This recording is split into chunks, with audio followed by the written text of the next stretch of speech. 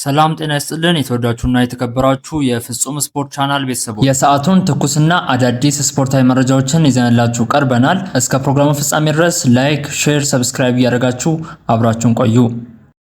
መድፈኞቹ ወደ ሊጉ መሪነት ተመለሱ። በፕሪሚየር ሊግ መርሃ ግብር አርሴናል ኒውካስል ዩናይትድን 1-0 በማሸነፍ ወደ ሊጉ መሪነት ተመልሷል።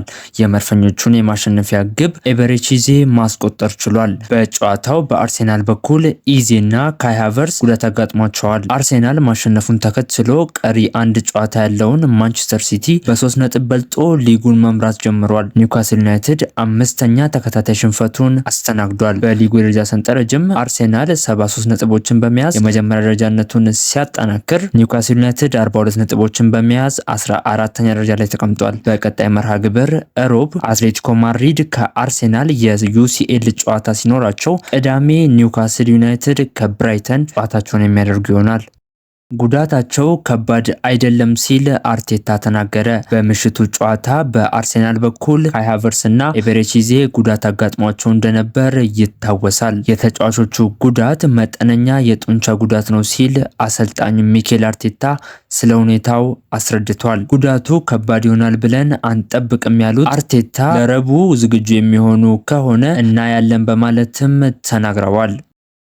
ማሻሻል ያሉብን የተወሰኑ ነገሮች አሉ ሲሉ የአርሴናሉ አሰልጣኝ ሚኬል አርቴታ ተናገሩ። የመድፈኞቹ አሰልጣኝ ሚኬል አርቴታ በውጤቱ ቢደሰቱም በቡድናቸው ውስጥ ክፍተት እንዳስተዋሉ ገልጸዋል። በውጤቱ በጣም ደስተኛ ነኝ ያሉት ሚኬል አርቴታ በጨዋታው ዲሲፕሊንና ድፍረት አሳይተናልን ብለዋል። ነገር ግን በተለይ አጨራረስና ጥሩ እድሎችን መጠቀም ላይ ማሻሻል ያሉብን ነገሮችም አሉ ሲሉ አሰልጣኝ ሚኬል አርቴታም ተናግረዋል። ኳስ መልሶ ለመውሰድ የምናደርገውን ጥረትና የተጋጣሚን የማጥቃት ሂደት ማቋረጥ ላይ በተሻለ መስራት አለብን ሲሉም ሚኬል አርቴታ ተናግረዋል። ማንቸስተር ሲቲ ለፍጻሜው ደርሷል። ማንቸስተር ሲቲ ከሳውዛምፕተን ጋር ያደረገውን የኤፍኤ ካፕ ግማሽ ፍጻሜ ጨዋታ 2-1 አሸንፏል። የማንቸስተር ሲቲን የማሸነፊያ ግቦች ጀርሚ ዶኩና ኒኮ ጎንዛቤዝ አስቆጥረዋል። አዛዝ ሳውዛምፕተንን ቀዳሚ ያደረገች ግብ ማስቆጠር ችሏል። ማንቸስተር ሲቲ ማሸነፉን ተከትሎ ለእንግሊዝ ኤፍኤ ካፕ ፍጻሜ ደርሷል። በፍጻሜው የቼልሲና የሊድስ ዩናይትድን አሸናፊ የሚያገኝ ይሆናል።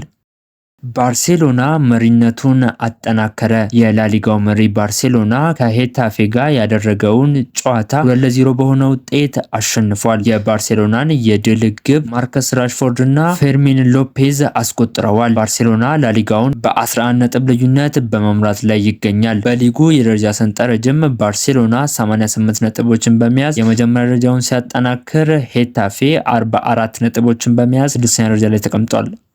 ሊቨርፑል ቶተናምን አሸነፉ። በ34ኛ ሳምንት የሊግ መርሃ ግብር ሊቨርፑል ከክሪስታል ፓላስ ጋር ያደረገውን ጨዋታ 3-1 በሆነ ውጤት ማሸነፍ ችሏል። የሊቨርፑልን የድል ግቦች አይሳክ ቨርስ እና ሮበርትሰን ሲያስቆጥሩ ለክሪስታል ፓላስ ሙኖዝ ከመረብ አሳርፏል። ሊቨርፑል 3ኛ ተከታታይ የፕሪሚየር ሊግ ድሉን ማስመዝገብ ችሏል። በሌላ ጨዋታ ቶተናም ከወልቭስ ያደረገውን ጨዋታ 1-0 በሆነ ውጤት ማሸነፍ ችሏል። ቶተናም ከ15 የፕሪሚየር ሊግ ጨዋታዎች በኋላ የመጀመሪያ ድሉን አሳክቷል። ዌስትሃም ዩናይትድ ከኤቨርተን ያደረጉትን ጨዋታ 2-1 በሆነ ውጤት ረትተዋል። በሊጉ ደረጃ ሰንጠረዥም ሊቨርፑል 58 ነጥቦችን በመያዝ 4ኛ ደረጃ ላይ ሲቀመጥ፣ ዌስትሃም 36 ነጥቦችን በመያዝ 17ኛ ደረጃን፣ ቶተናም 34 ነጥቦችን በመያዝ 18ኛ ደረጃን ተቆጣጥረዋል። በቀጣይ መርሃ ግብርም እሁድ ማንቸስተር ዩናይትድ ከሊቨርፑል ጨዋታቸውን የሚያደርጉ ሲሆን በተመሳሳይ ቀን አስቶን ቪላ ከቶተናም ጨዋታቸውን የሚያደርጉ ይሆናል። ቅዳሜ ብሬንትፎርድ ከዌስትሃም የሚያደርጉት ጨዋታ ይጠበቃል። ማክቶሚናይ ጥሩ የሆነው በአንቶኒዮ ኮንቴ ምክንያት ነው ሲል ፖል ፖግባ ተናገረ። ፈረንሳዊው አማካይ ፖል ፖግባ ስኮት ማክቶናይ ወደ ጣሊያን ሲሄድ ለምን ጥሩ እንደሆነ ተጠይቆ ነበር። ማክቶናይ በዩናይትድ ከነበረው በናፖሊ የተሻለ የሆነው በአንቶኒዮ ኮንቴ ምክንያት ነው ሲል ፖል ፖግባ ተናግሯል። ማክቶናይ ወደ ናፖሊ ሲሄድ አሁን እዩ ነው ያልኩት፣ ኮንቴ ይወደዋል ምክንያቱም እሱ የሚወደው ነገር አለው ሲልም ገልጾታል። የቡድን አጋር በነበር በነበርንበት ሰዓት ማክቶሚናይ ጠንካራ ሰራተኛ፣ ስነ ምግባር ያለው ጎል አስቆጣሪ ነበር፣ ለኮንቴ ይስማማል ሲልም ተናግሯል።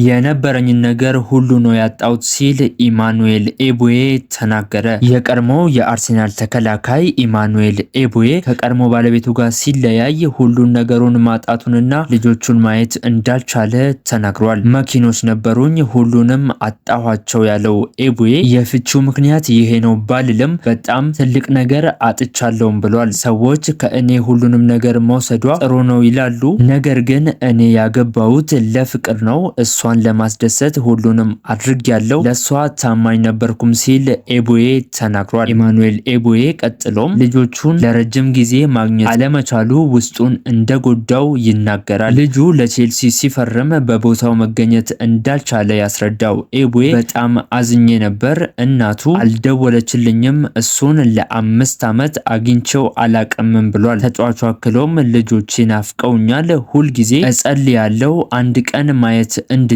የቅርብ ፎቶ የለኝም፣ ስጠይቅ እናታቸው ፍቃደኛ አይደለችም ሲልም ተናግሯል። የግብ ዕድል የማንፈጥረው ለምን እንደሆነ አውቃለሁ ሲሉ አሰልጣኝ አርነ ስሎት ተናገሩ።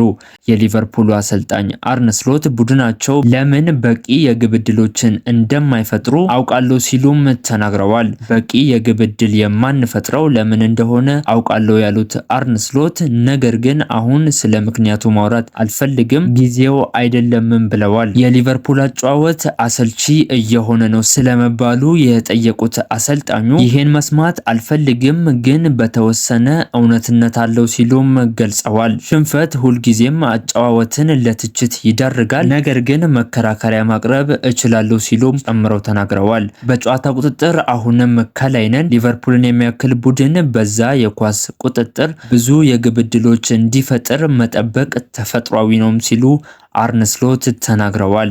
ለሰዓቱ ያጠናከርናቸው ዜናዎች እነዚህን ይመስላሉ። አብራችሁኝ ስለቆያችሁ ከልብ አድርጌ አመሰግናለሁ። መልካም ምሽት ተመኘውላችሁ።